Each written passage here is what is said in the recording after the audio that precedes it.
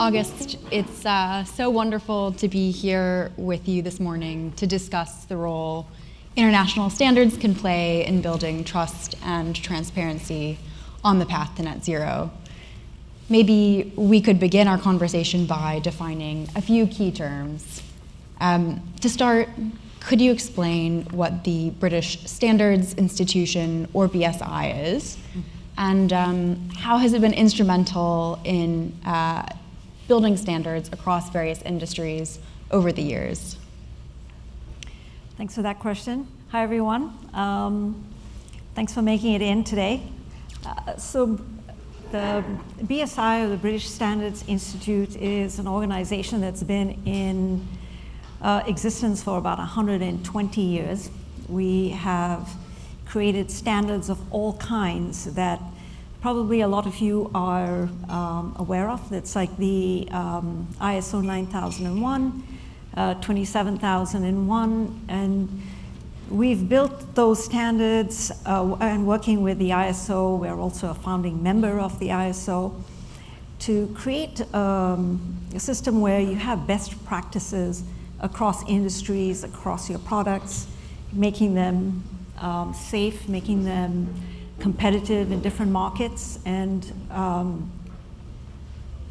and so I joined the company about a few months ago, so less than a year ago, and it's been they're really a thrilling company to work with, because being that they're so they have so much history and longevity.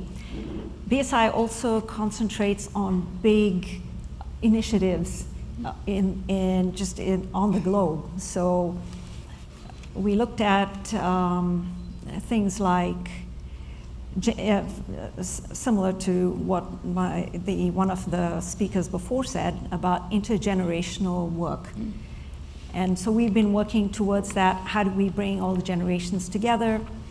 Another initiative is, what do we do about AI? We all know that people want to get into AI, but then they're thinking, well, how can I do this safely? You know, are they guardrails? So we created some guidelines around that, and there's going to be some standards that you can use to verify your process, make sure that it's safe.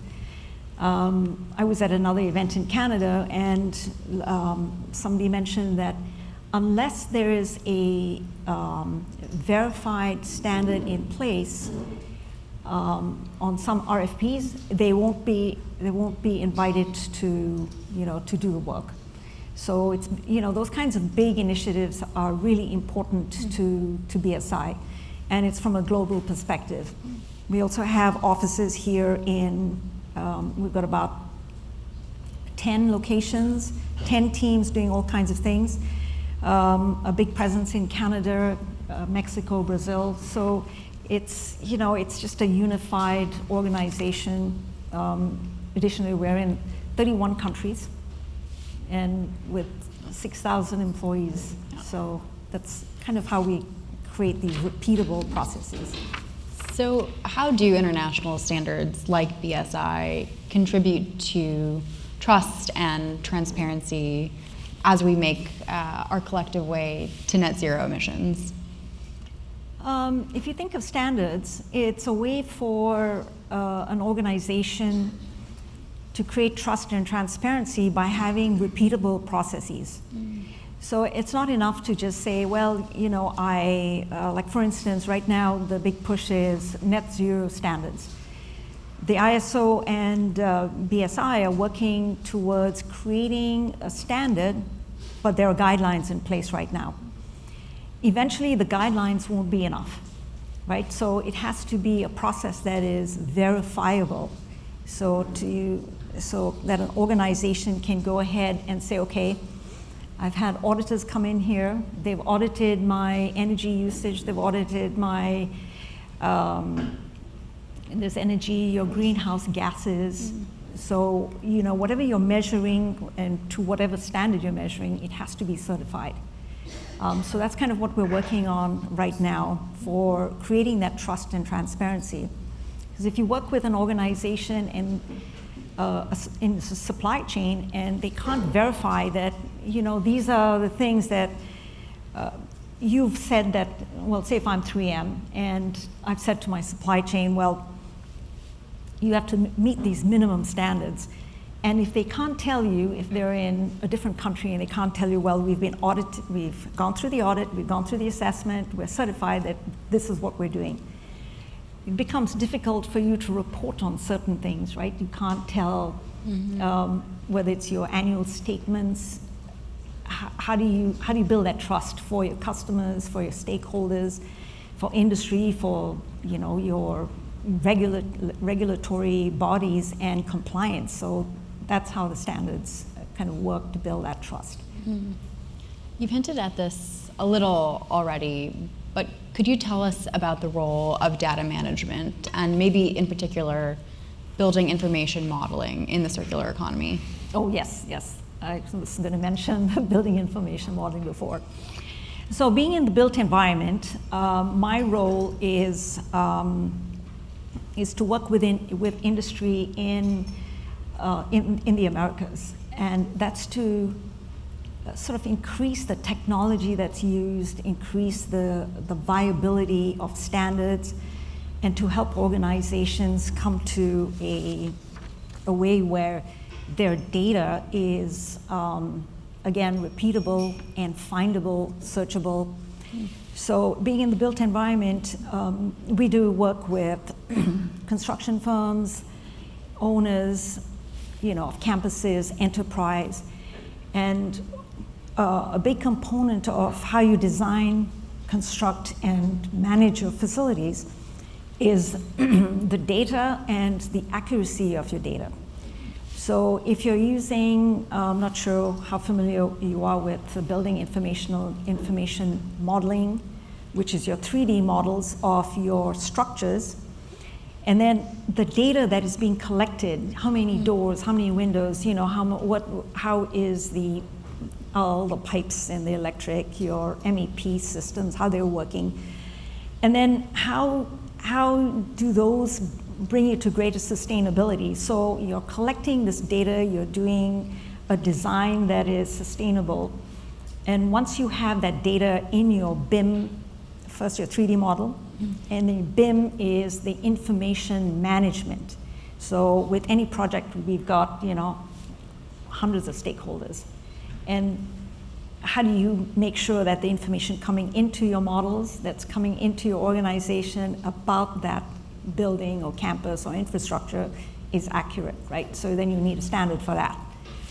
And then that also covers what you might do for sustainability, especially things like the circular economy, which we see that is going to be a bigger and bigger aspect of what people do for their buildings. And it ties in with, if you're working on your ESG reporting, I'm not sure how many people work with that, but for ESG reporting, you're looking at for net zero, you're looking at your scopes 1, 2, and 3. Once you start looking at 2 and 3, you're looking at how your buildings operate.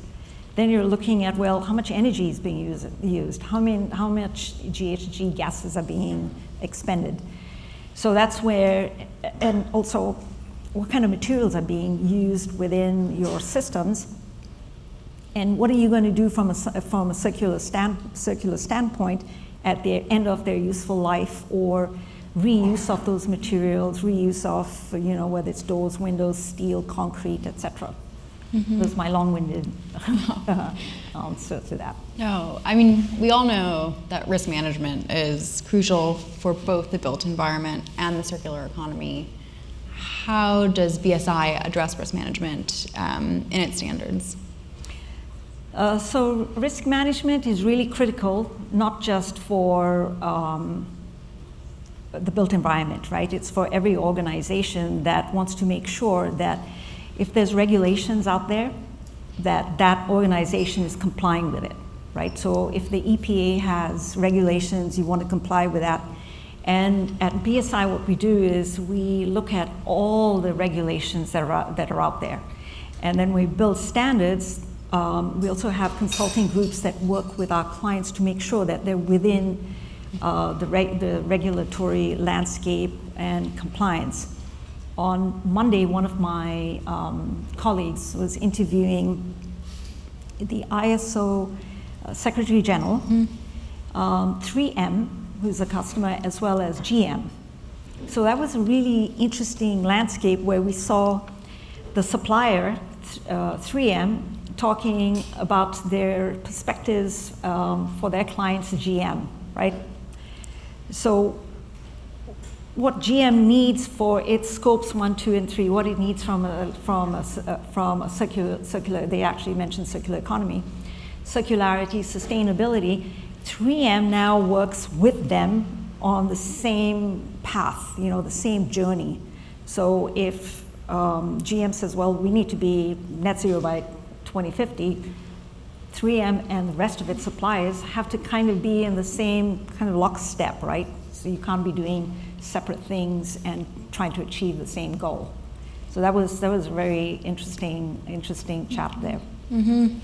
And looking ahead, how do you see the evolution of international standards impacting the global push to net zero and a more fully realized circular economy, maybe particularly in the context of our built environment? So in the context of the built environment, I think we're going to see some kind of leapfrogging, right?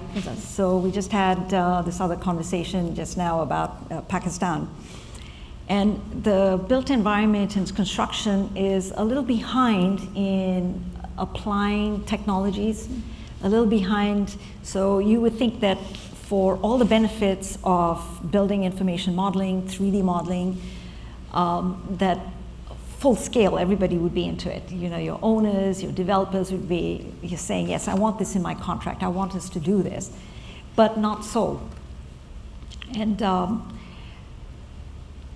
where was I going with that? So for the future, what we see is that there'll be, for companies that embrace that data management and that technology, that's the first step in your building block. The second I see is that we have so many standards. There's LEED, there's net zero, there's all kinds of things, and they're all trying to converge. But the result is, if you've got so many standards, it's like there's no standard, right? So if you're in a project and there's 100 stakeholders and they're all doing different things, then what do you follow? How do you get to that point where your projects are sustainable, where they're on time, they're on budget, which right now in a big construction project, that very rarely happens. So you'd see the benefits. So I think there's going to be a big push for not just BIM, but also for the simplicity of and governance of fewer standards. Mm-hmm. No, we're not saying, oh, you've got to go with ISO, but if your whole organization is using 9001, they're using the environmental standards, if they're using 2700 and for general business, it makes sense to stay on the same path because everybody knows how to use those standards, so net zero makes it easier. But some people prefer science-based targets. And then the third thing with the circular economy, which hasn't been a big deal here in the US. It really took off in the EU and UK and some of the other countries. But circularity is written into the last 3 legislative acts. So the Inflation Reduction Act calls for it. The the Infrastructure Jobs Act calls for it, and this is mega money. So there's funding for new innovations that will come with a circular economy, right? And it's not for recycling. If anyone says that recycling is a circular economy, that's not so. So I think those 3 things will really come to light, especially since we have this legislation now calling for it. It's not mandated, but because it's there, it's going to become more and more important. Mm-hmm. August, thank you so much for your insights and your work towards a more sustainable built environment for Yes. all of us. Thank you. Thank you.